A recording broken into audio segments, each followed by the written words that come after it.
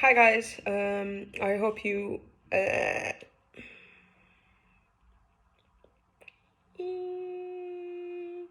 Hey, welcome back to The Hustle with myself, Shamik officially.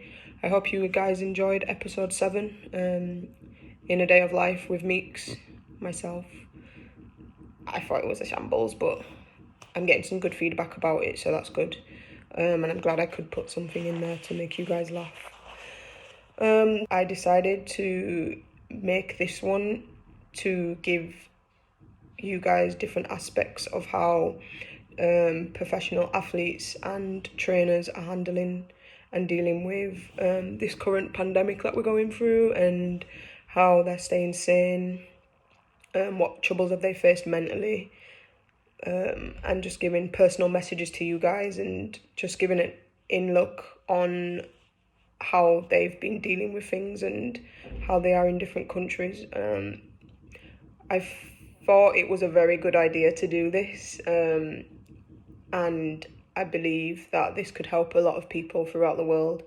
I've kind of drawn different people from different parts of the world that I've made communications with along my journey, and I'm just excited that these guys get to share with you some of their insights through this pandemic, and I hope you enjoy it. That's all I can say, really. So enjoy episode 8. Let me know if you have any ideas of what to do next. I have, for episode 9, another person that I want to interview, and yeah, we'll just see how that goes. Enjoy. Hi everyone, my name is Chloe Lacasse. I'm a football player and I play for Benfica. I live in Lisbon. I just wanted to speak with you guys a little bit about my personal experience with COVID-19 and how it's changed my daily life, of course. Here in Portugal, things became really serious at the end of March. That's when the outbreak began, and that was also about the time the season here was going to wrap up. We were in line to win the championship. We were also in line to win the Taça de Portugal, and none of that occurred because the federation decided to put a stop to the season because things were not getting better, and of course, preserving human life became a priority at the time. That came with a lot of challenges mentally. It was very, very difficult to wrap my mind around all that hard work and sacrifice, dedication, taken away from something that I really didn't know much about at the time. As an athlete, you thrive off that competition and getting the opportunity to play other teams and win titles, championships, and all that was suddenly taken away. It was very difficult to get through, and about a month ago we found out that the federation chose Benfica as the representative of Portugal for Champions League, which that was amazing news, and we're really excited and looking forward to that now, coming back after all that off time from trying to figure out how to work through this disease and how we can play in a safe way. How I've been getting through it, so I've taken up a lot of hobbies. I have about 100 plants now. Some of them are thriving, some of them are really, they're failing, but you know, comes with the job. Now I have to really figure out their individual needs. I also took up knitting. That was a fail. We're not going to stick with knitting. I'm not going to show you any of my creations. It's probably for the best. I've also taken up photography, which has been fun because it allows me to focus on something completely different that I've never really done before. I've always focused just on football and my family and friends, of course, and now I get to literally and figuratively focus on something else, which has been nice to have the opportunity to discover new things that I enjoy. That's definitely been one of the positives of this really bad situation, is discovering new things that I'm interested in. I would definitely want to tell you guys that with what's going on right now, we have to adapt. This is a new world. None of us expected this to happen, and I definitely didn't think I would ever live to see this occur. So we have to adapt. We have to keep wearing our masks, wash our hands, just be cautious. Even though things are getting better now, we can't be negligent, and we have to persevere through this and stay with those safe habits when we're out in public, when we're out with our friends and family. Just keep in mind what's happening and be mindful.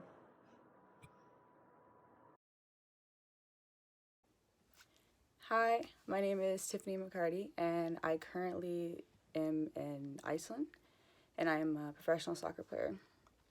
Right now, I know a lot of us have been impacted by COVID, whether it is losing loved ones or being away from our families, and just our daily lives have been altered by COVID.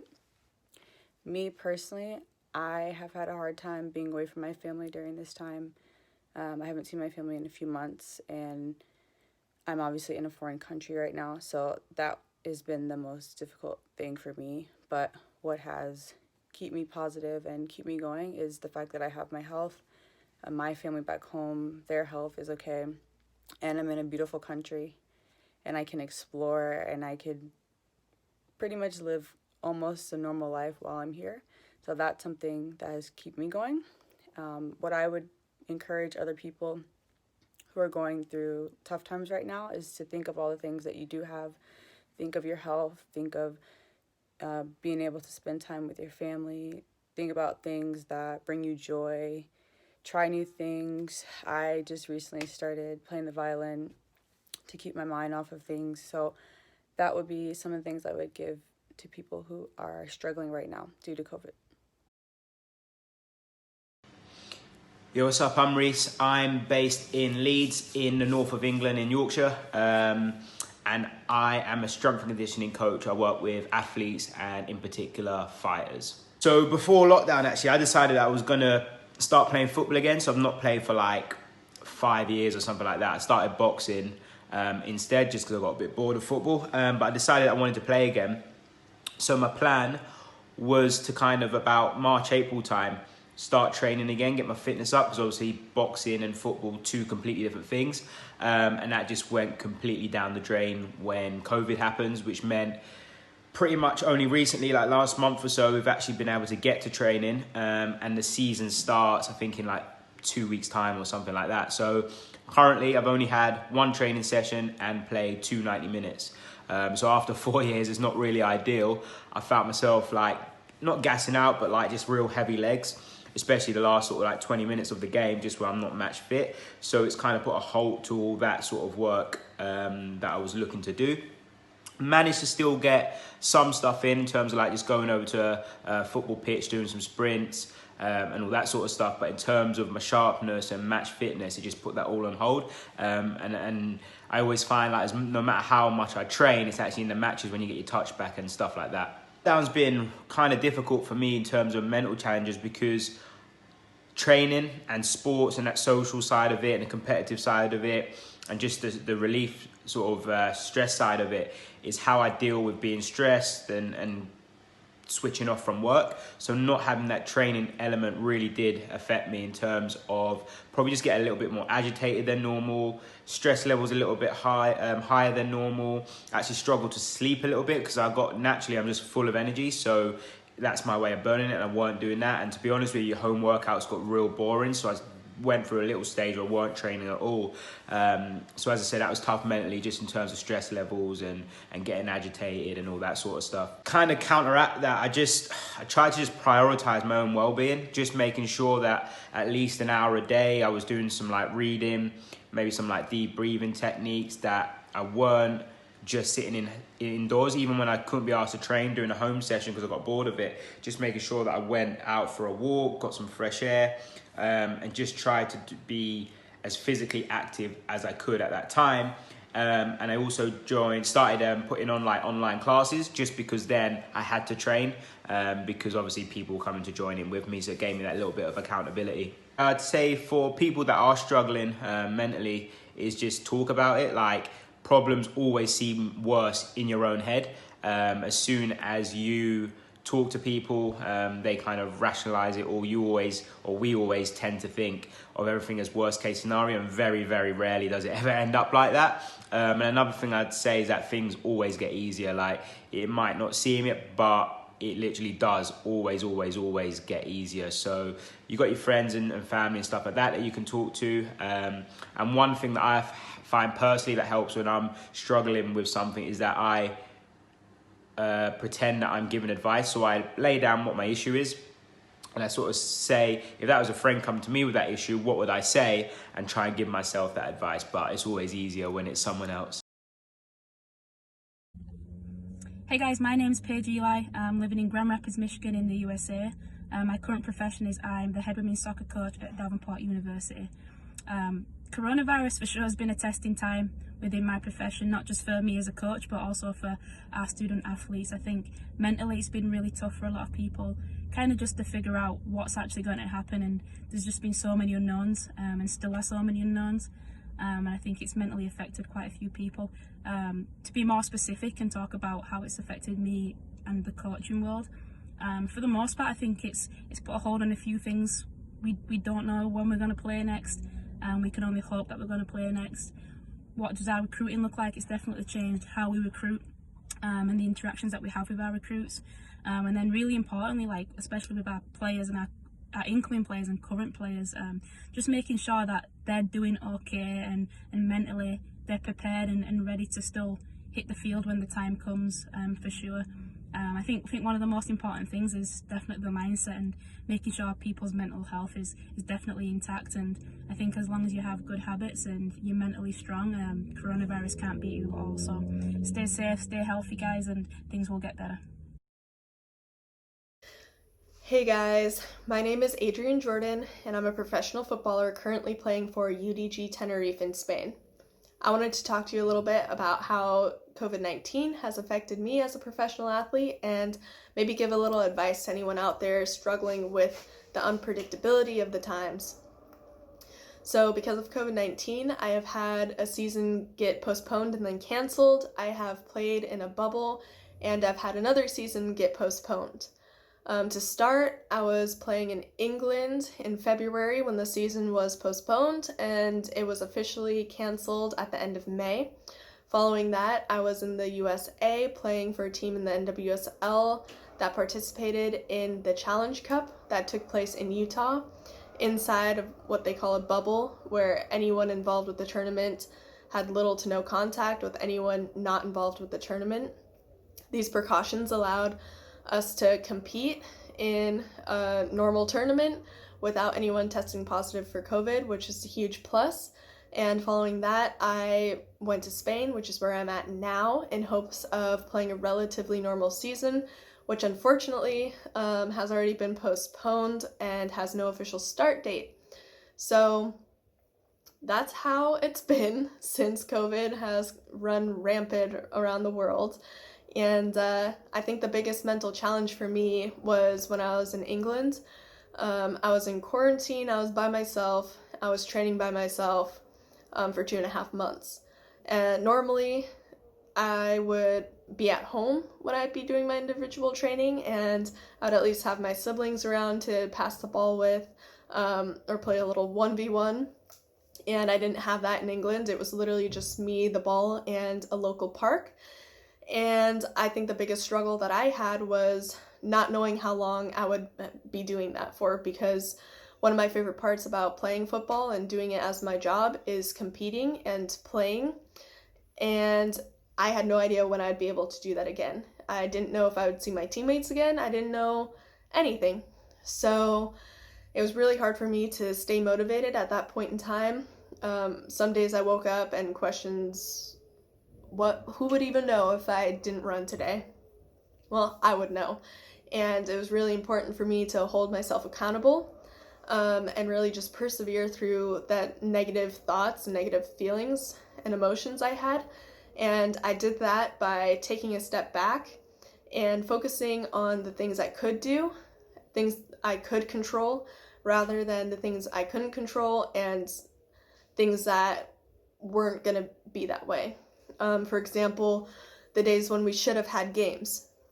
If I would think about what should have happened and what I would be doing in a different world, in a different timeline, I would get really down. But if I would just focus on the things I could do, like go outside, even if it's just small things like that, it got me through the day. So just really focusing on the positives, even if they're the tiniest little things. That's what got me through it. Focusing on the controllables, which literally I could only control myself at that point in time. And then competing with myself. So just trying to be better than I was the day before. Being by myself, I also had to get creative with how I'd compete with myself. And in the end, I ended up looking at the areas I thought that I'd need work on, figured out how I would work on those, and every day pick a topic and try to get better at it. And that's basically how I got through that unpredictable time. And at the end of the day, my light at the end of the tunnel, if you will, was going home and then having the opportunity to participate in the Challenge Cup. So I have been back in team training since June and July. So since then, I have really just focused on the little things that at one point I didn't have. So being able to step on a pitch and pass the ball to another human being, just stuff like that where I really just took that for granted before. It's also something where in this line of work, they always say, don't take it for granted. You never know when the last time you'll touch a ball is going to be. And, it's kind of depressing to think about, but it's also something where I never thought that a season would be canceled because of a pandemic. So I always thought it would be something like I would be injured and that would be the end of it. But at this point in time, I'm grateful for any time I'm able to step out on the field and really compete with anyone else, because I know there's people out there that are unable to do so, have had their seasons completely canceled, and that's just when I really take a moment and count my blessings. So for anyone struggling or anyone who has had their seasons canceled or postponed, really just do the work now, and anything you can do, do it. Along with that, just be as safe as possible. Look out for yourself and make sure you still stay healthy, but also consider other people, because your actions can have an impact on other people. And I think that's something that not everyone takes into consideration. So with that, I hope everyone is staying happy and healthy and safe during these unpredictable times. And let's hope that we can get back to some kind of normality sometime soon. My name is TJ. I was born in Nigeria, but I live in Grand Rapids, Michigan right now, and my profession right now is a semi-pro soccer player, I guess, but I'm also the soccer coach. I coach high school boys and girls soccer, and I coach for our club team here called Michigan Fire Juniors, and I'm wearing like a shirt of theirs too, so that's a good shout out to Michigan Fire. This upcoming summer, I was supposed to play for Muskegon Risers, but obviously COVID happened, and that was summer season was canceled for like everyone, and that just affected me too, because I didn't get a chance to actually suit up and play this upcoming summer, as well as train with some great college players, whether they're still in school or maybe they're out of school. Just that opportunity to just play, because I'm older now, and so COVID did affect that for me as a soccer player. As a soccer coach, we were able to not train for a while, but now that we're able to train, that's better. But also it's not, because we don't get to play those games. So as of right now, we're just training twice a week, and that's pretty much it. For me, like it's great to train, but I would also love to see like my players compete during like those games. For me, it's just making sure I stay on top of my daily routine, and I know that is tough just because like I have more time now. I could get carried away and like not go to bed until like 4 a.m. or I can just do things that like I normally wouldn't do. So like for me, making sure that like every morning I wake up right on time, I go out for my daily walk to my dog, go out for like my daily run, do my devotions. That's always important for me and my faith. Playing pickup soccer wherever I can, with my siblings, with friends, with other coaches, with other teammates, former teammates, and just making sure that I'm always doing something to like make me stay mentally, physically, and emotionally fit. I don't want to get away from what I was always doing prior to the pandemic to happening. The mental challenges, just from observations, I know that a lot of people dealt with anxieties, just being indoors, depression, and just some different sort of stuff. It's always going to be different for like to everyone, but like I said, for me, it's just continue to do things that I know that are important for me, and just staying on top of those. And any messages I have to other people is that this will pass. Continue to do what you can do. Continue to just stay grounded like in your daily habits. Don't like get away from it. Stay on top of things. Take care of your mental health. I think that's like my biggest message is take care of yourself first. Fall in love with taking care of yourself. Someone said that to me once, and I always live by that. Thank you, Shamika, for giving me this chance to just share my message. I hope like it impacts someone. I'm not really good at this speeches or making a video, but thank you to Shamika. Love watching you play. Loved like I love seeing you doing to what you do best. So best of luck to you in your this season, and thank you to everyone. Have a good rest of your day, and enjoy the rest couple of months for this upcoming year, and let's finish it out strong. Thank you. Take care. Much love. God to bless too. Bye.